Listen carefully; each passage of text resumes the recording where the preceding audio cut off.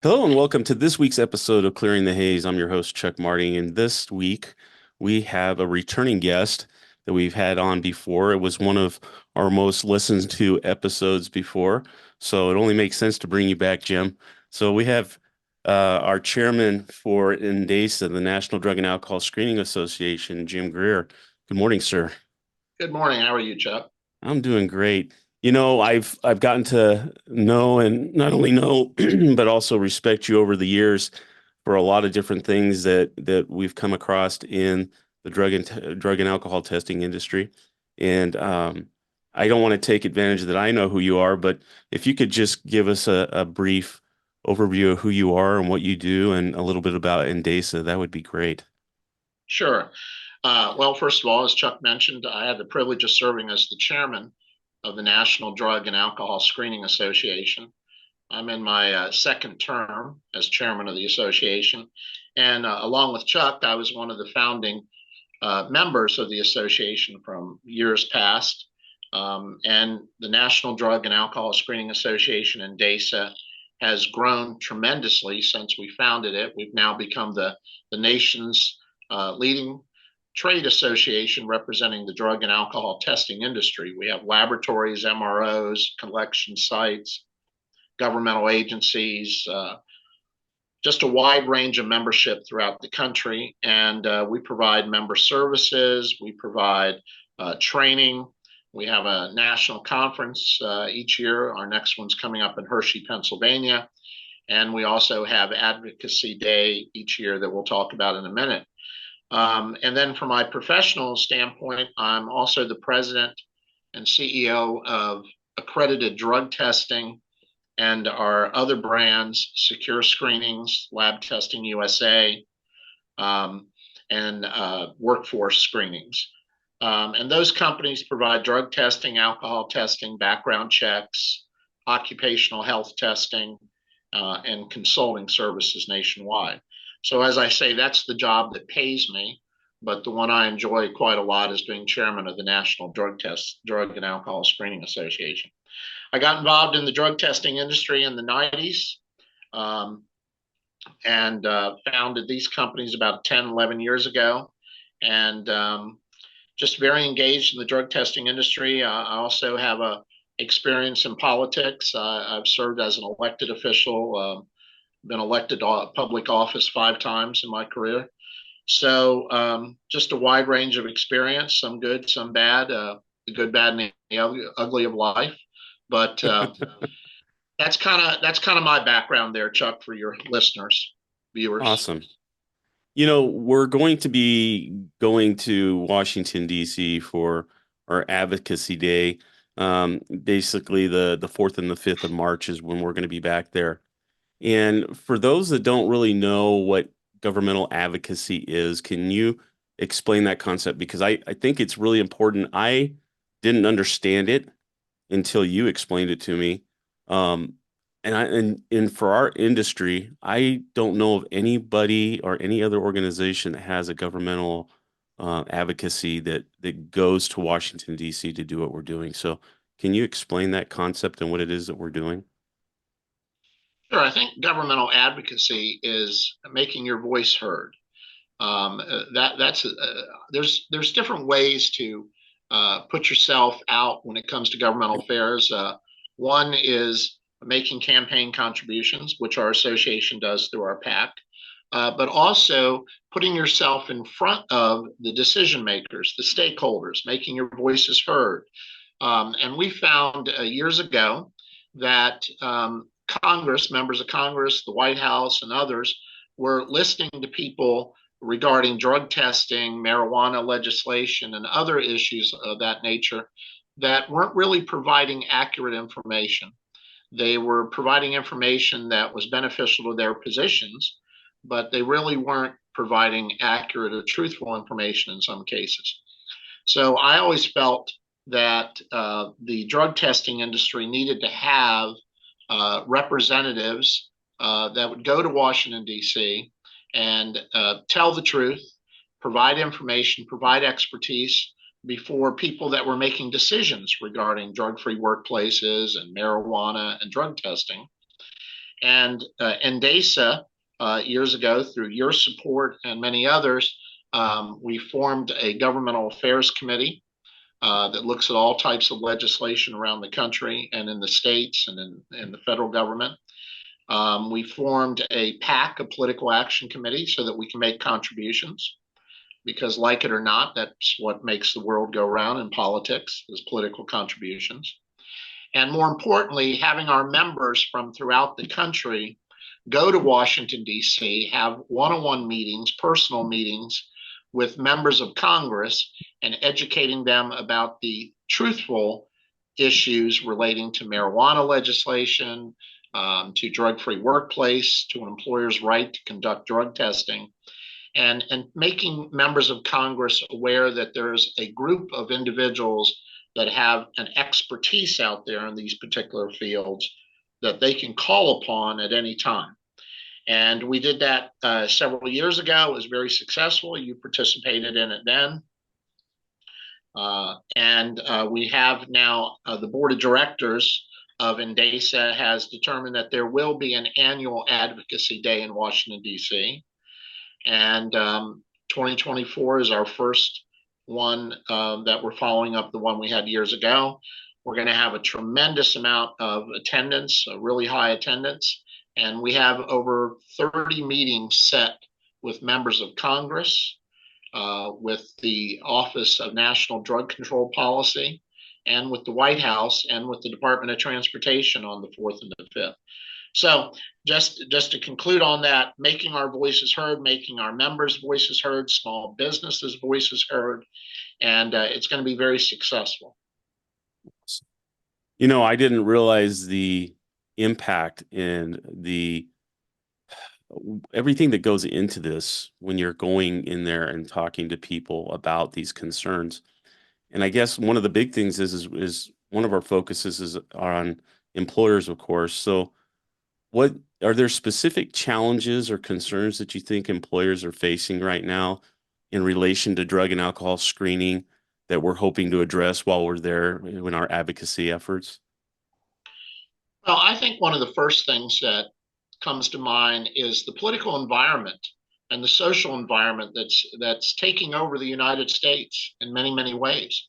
And that deals with a lackadaisical attitude as it relates to public safety, impairment issues, whether an employer has a right to be a drug-free workplace. There's so many things that have happened in our society over the last 10 years that in many cases makes America unrecognizable in a lot of ways of what has been the standard for an employment environment. People now say that there's no reason why an employee can't smoke marijuana as they're driving to work, to go to work. There are many advocates out there that believe marijuana doesn't impair you. There are states like Oregon that are legalizing many harmful, very harmful drugs as a standard that the government has said the people of Oregon can do whatever they want to when it comes to consuming illegal drugs. So I think the number one thing that employers have to be concerned about is protecting their individual rights to manage their business as they see fit. That employees should not be running the show. It's the employers that should be running the show in their particular business. And my concern that I have, watching what's happened for many years, as you have and others have, and also from being in the other side, being in government, making those decisions, there is a movement occurring where drug testing could be considered an infringement upon a person's individual rights, and that the individual's rights as an employee outweighs the employer's right to manage their business the way that they want, or more importantly, to be a safe work environment. And I see that as a challenge that employers are not only facing today in individual states because of marijuana legalization, but I think in the future it's going to become even more difficult for employers to be able to address being a drug-free workplace. Because there's going to be groups, as there are today, that are one day going to wake up and say, you know what, you shouldn't be able to tell an employee that they can't be high when they come to their workplace of business. Hmm. And those are things we have to look out for. And I would just conclude, someone might say, well, Jim, that's a pretty far-fetched idea. And I would say to you, 5 years ago, some of the things that are being accepted today would have been back then a very far-fetched idea. Yeah, very much so. I think we understood the reality that the first time that we went and talked to people up on the Hill about all the things that employers are facing and the shock that most of them had, they had no idea, had none. And that just simply amazes me because they're voting on these things that impact the employer directly. Um, Well, members of Congress now, uh, in both parties, I might add, are more interested in the popular acceptance of positions mhm. rather than what is right and wrong. You know, the political parties, they don't they have lost their way in so many ways, and individual members of Republican, Democrats, Independents, you know, it used to be what was right and wrong, what was morally correct. Most people had a moral compass, as I used to call it. Um, but now you've got to have your pollster run out the door and take a poll first before you take a position.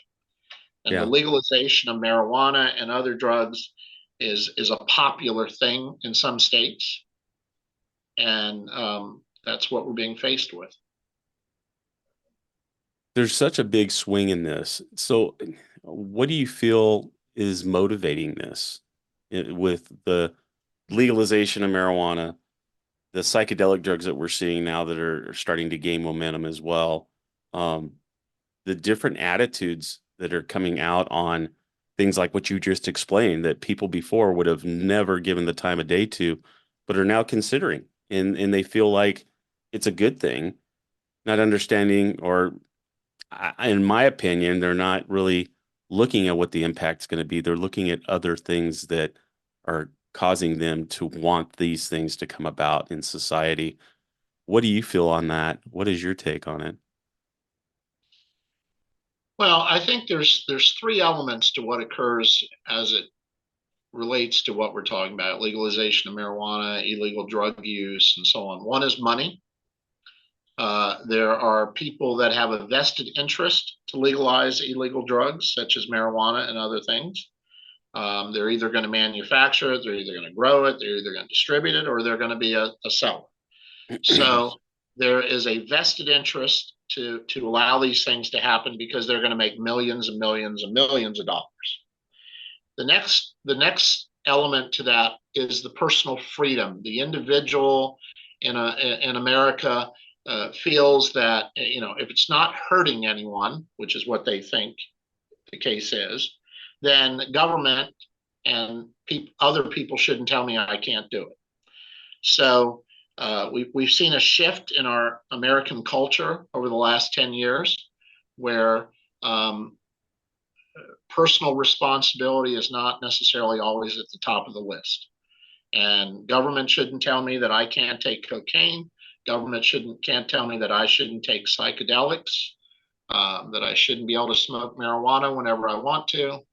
And and we see that every day. And not only the legalization of drugs issue, there's a multitude of things that Hmm. all you have to do is turn on the TV and and wonder, what are people thinking? How can this be happening? Yeah. And then the last component to that, Chuck, is the political aspect. Um, People want to get reelected to office.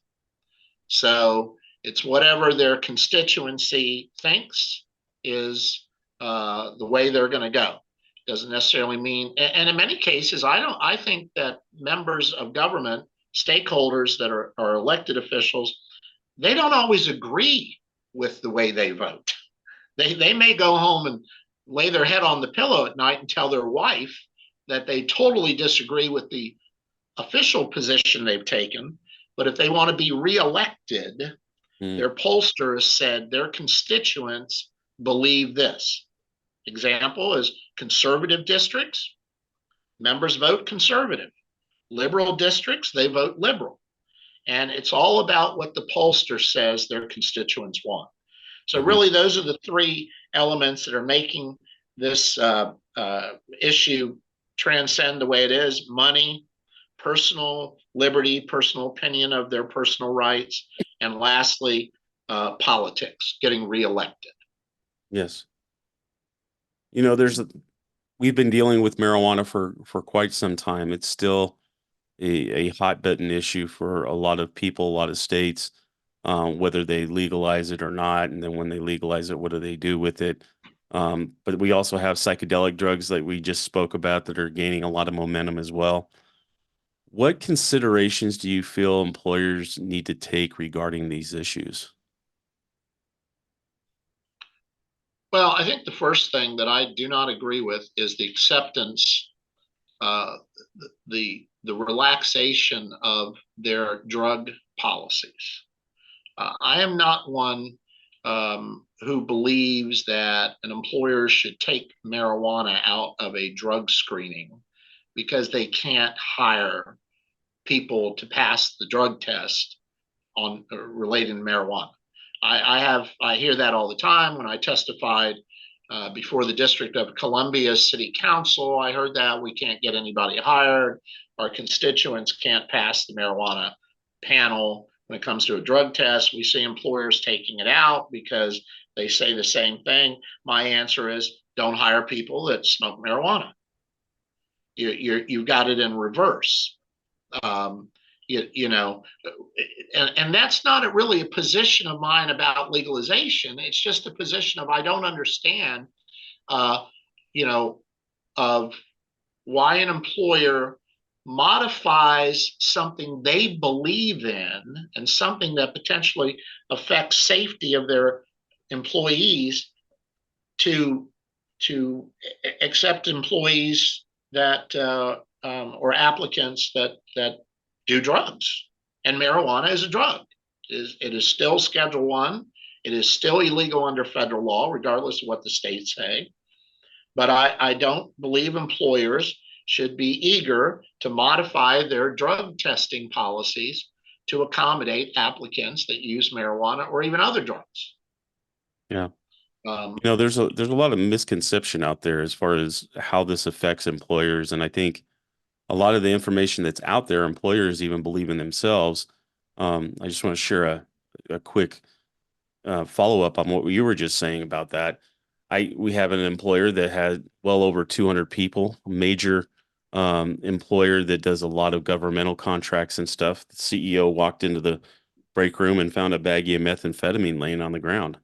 And so he decided he's going to test everybody, but had a meeting with me because he was worried that he was going to lose half of his staff because of marijuana. And so I had to explain to him, look, you're not going to lose half your people. They want you to think that, but not everybody that you have here is using marijuana. And you know, Chairman Greer, we ended up testing over 200 of his employees, and out of that 200 employees, we only had 4 people come back positive for marijuana. So it was a huge wake up call for him because he thought by doing testing that it was going to hurt his business.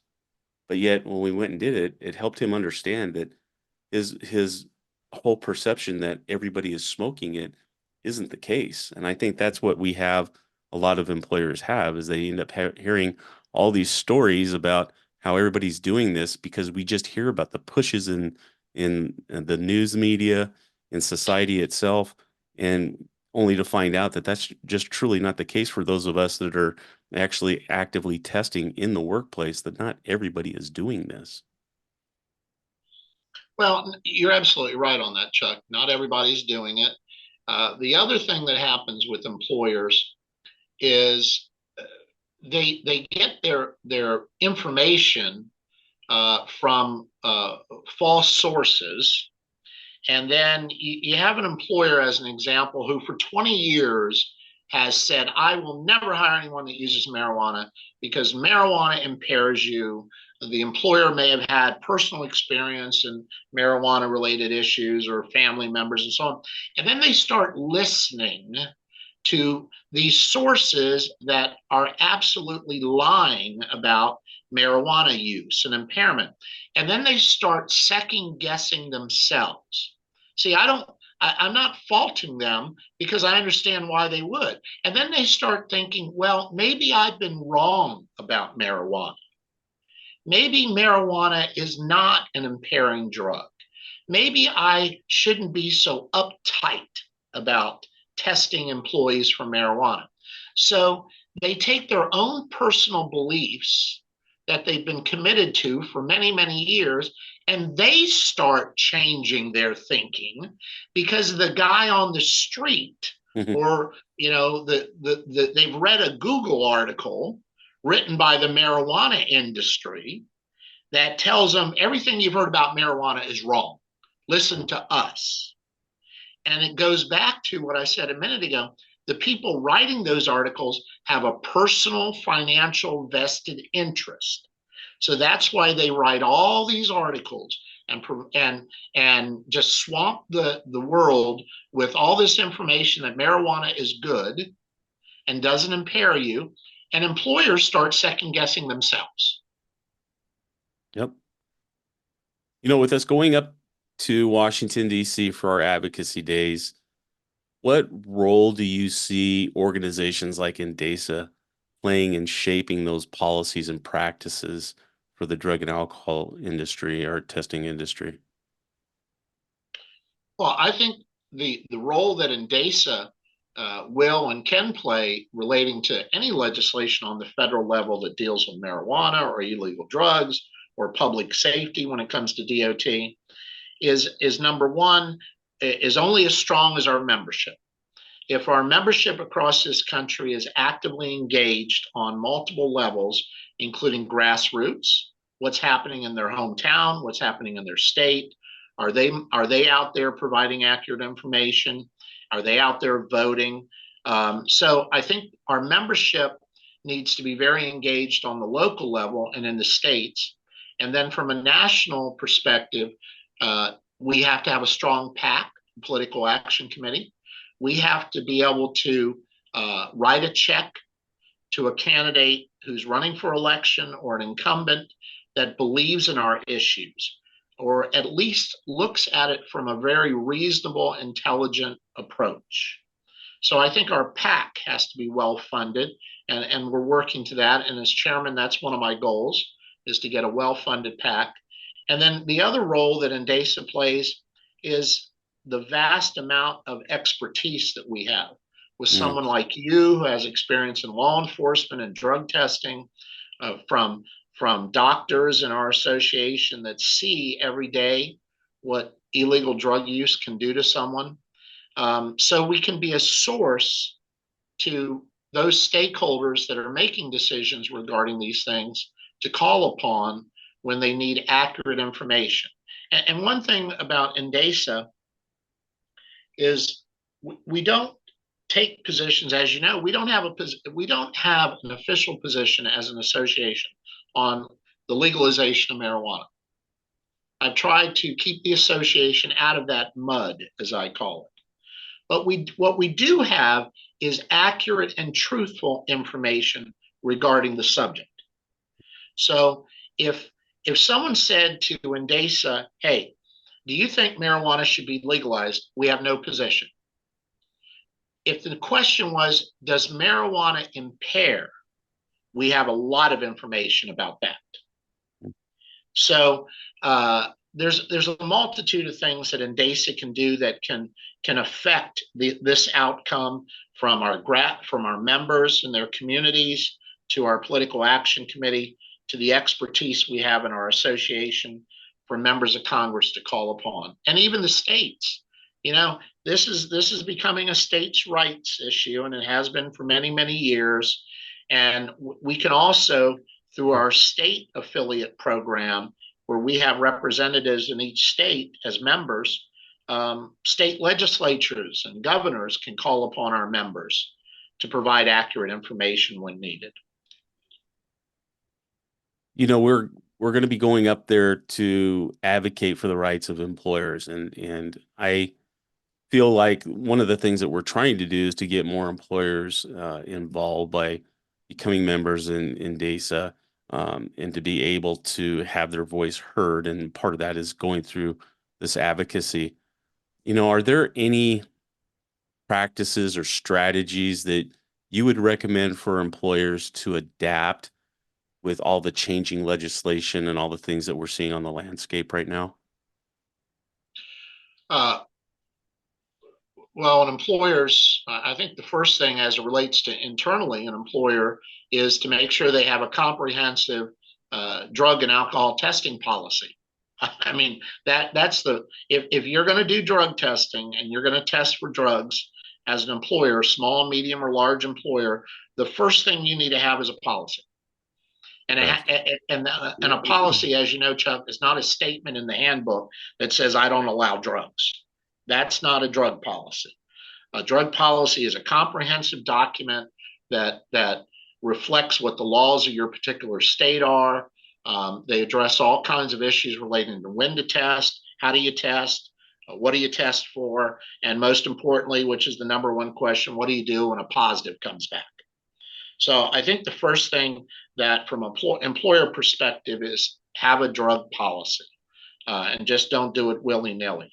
And then the other thing that I think an employer should be focused on is recognizing the potential consequences from a workers' comp claim or a lawsuit of not doing drug testing or not having a comprehensive drug-free workplace program, the potential liability that an employer could face, and a workers' comp claim or a non-workers' comp claim where the employer could be sued.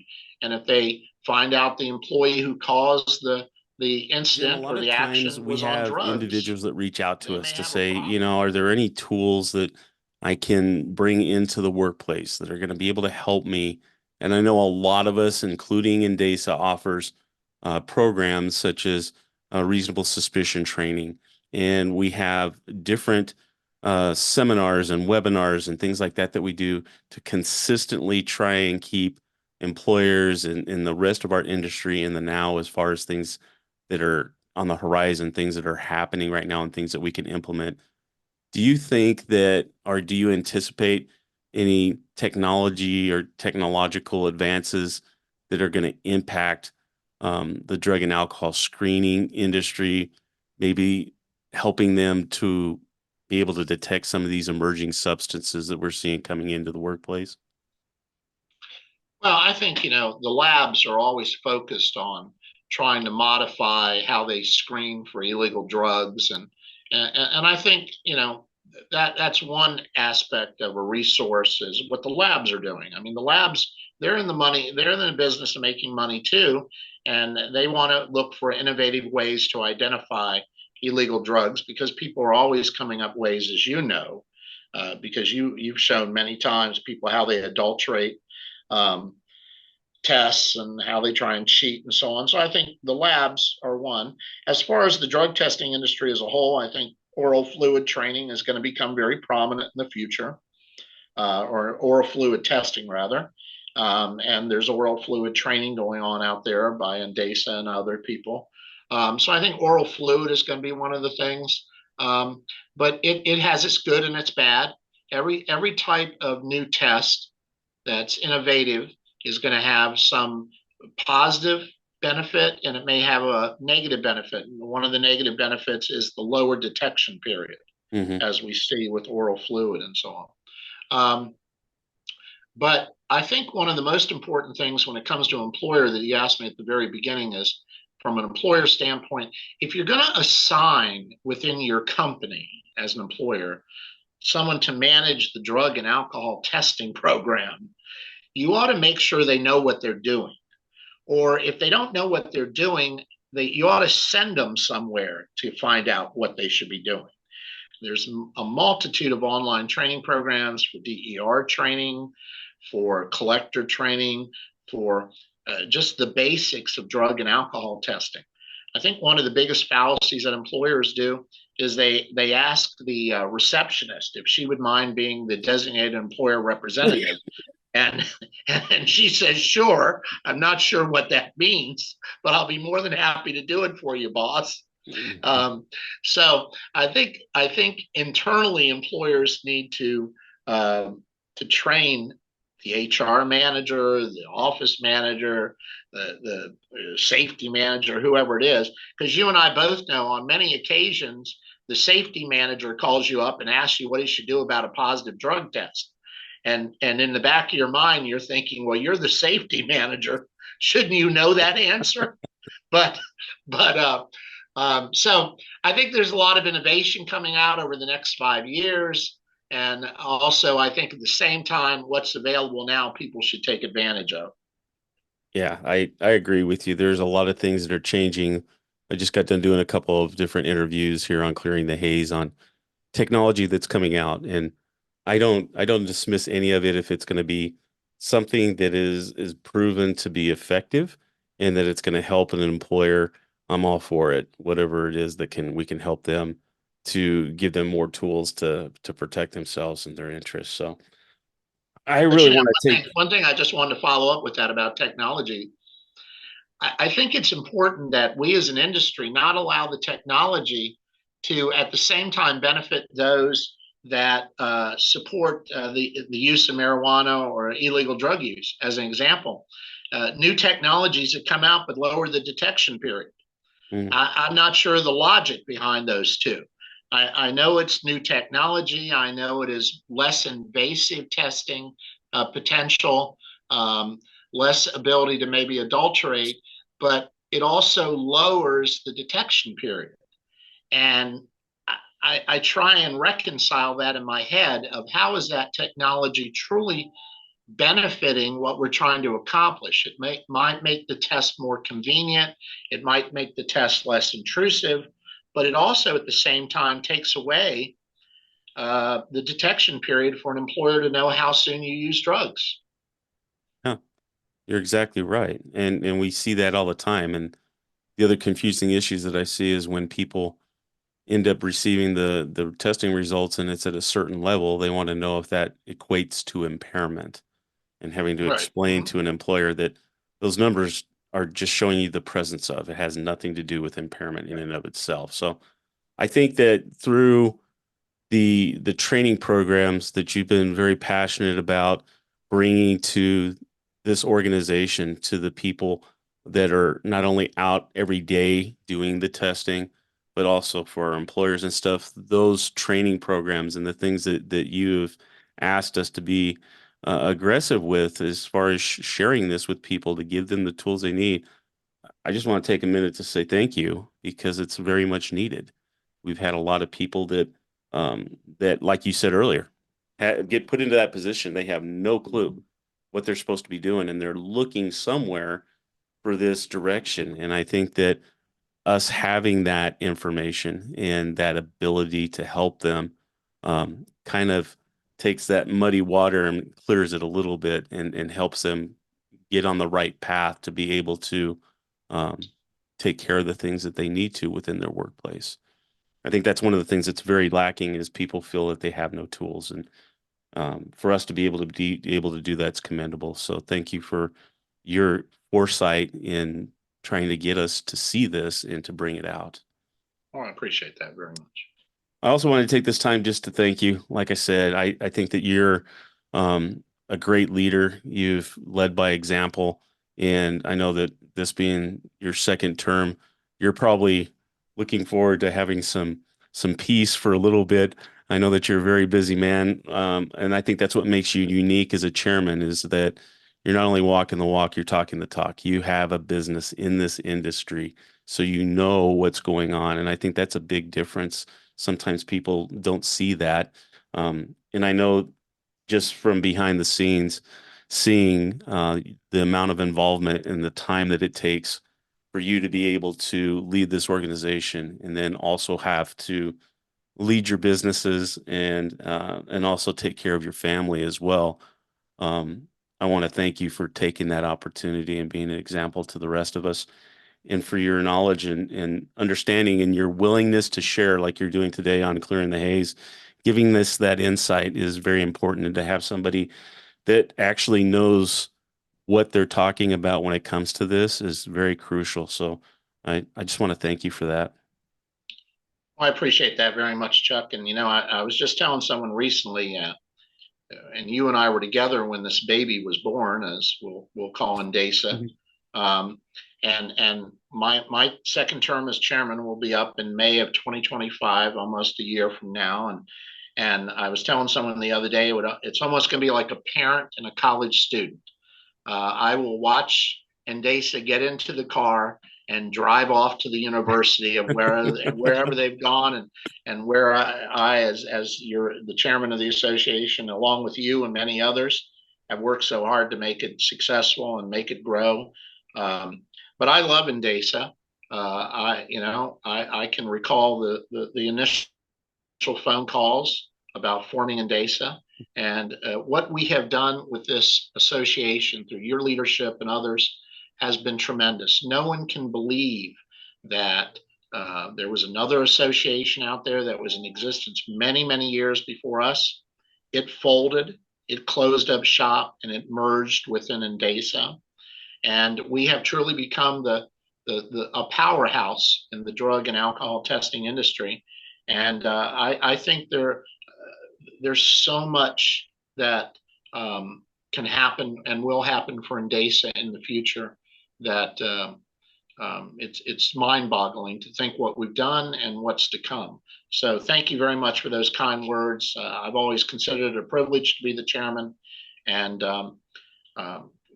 you're not done with me yet. I got a little bit over a year left, but we will be electing a chairman-elect at this coming board meeting. So, and thank you, Chuck, for your leadership. As I mentioned earlier, you were there at the very beginning with me, and I remember standing talking to you at the International Hotel. Used to be the Trump International Hotel. Now I think it's the Waldorf Astoria. But we sat there and talked about the future of this association. So thank you for your leadership. Awesome. Well, thank you. I'm looking forward to seeing you in Washington, D.C. And I know that one of the things that I've not only learned from you, but other leaders is that you're constantly trying to improve your leadership skills, and being able to read has been a huge tool that I've seen the benefit of. So what is it that Chairman Greer is reading right now that you would like to share with other people that they might be interested in, that might help them and give them some perspective as well? Well, I've been reading a book now for about 2 weeks that deals with President Truman, but I've read many books on Truman because I'm a history buff, I'm a political buff, and I'm reading about the firing of MacArthur, the whole dynamics that went into General MacArthur leading the United Nations force in Korea, and the firing, the ultimate firing, President Truman firing MacArthur for insubordination to the civilian commander in chief. And the most important thing that I'm kind of getting out of all this is that you had a very, very popular general. He had been a World War II general. He was very popular. His polling in the United States was very high. Everybody thought he was doing a good job in Korea. Not, number one, recognizing that he had made many mistakes militarily in Korea, in the Korean War, but that really didn't get any traction Mm. in among his popularity. But he had his vision, and President Truman had his vision of how to bring that police conflict, as they called it, to a conclusion. And they kept butting heads and butting heads and butting heads. And a lot of Truman's close personal advisors were telling him to not fire MacArthur, to tolerate MacArthur, that his polling was so high. But Truman, right or wrong, and he was a Democrat, but back then it didn't mean much. People worked together and so on. He knew what was right, and he knew that he could not have a military general dictating political policy. Mm. And even though everybody in his inner circle told him that it would cost him the election if he fired MacArthur, he had a running joke. He said it reminded him of the man on the horse. When the horse bucked, the horse caught his hoof in the stirrup. And the rider said to the horse, if you're going to get on, I'm going to get off. And MacArthur's saying to that was that joke he used to use was if MacArthur is going to be president, then he's going to get off. But he was the person elected to be president and commander in chief. Exactly. So he fired him. He met him in person, and he gave MacArthur specific instructions to not talk anymore about the political solutions to the Korean War. That was a direct order from the commander in chief. And MacArthur went out 2 weeks later with a group of reporters and did exactly opposite of what MacArthur had told him to do. He questioned the president's policies regarding Korea again, and that was the last straw. And the ending to that story is that when it happened, MacArthur's approval ratings went down in public, and Truman's went up for a short time. Mm. And everybody was encouraging MacArthur to run against Truman in the next election as a Republican. But MacArthur's support quickly went away. The American public started thinking about the issue and determined that Truman was right. And that's when MacArthur came to Congress and gave his famous speech where he said, old soldiers never die, they just fade away. And that's exactly what MacArthur did. Wow. That sounds like a pretty interesting book. I'll have to put that in the show note. I'll put that and in I the gave show you a little notes. bit more. I gave you a little bit more of the book than I intended to, but it's a very interesting book and has a lot of good information that you can use in today's life. Yeah, I appreciate it, and I'm sure that our listeners are going to enjoy that as well. And so, like I said, I'll have it in the show notes if they're interested in taking a look at that book as well. But I want to thank you for being here on Clearing the Haze. Like I said, you're a repeat guest, and I anticipate having you on the show again at some point.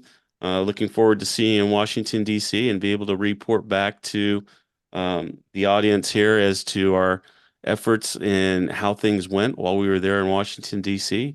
But until next time, I want to thank you for being here. Well, thank you, Chuck, and thank your viewers for the opportunity again. All right. Take care.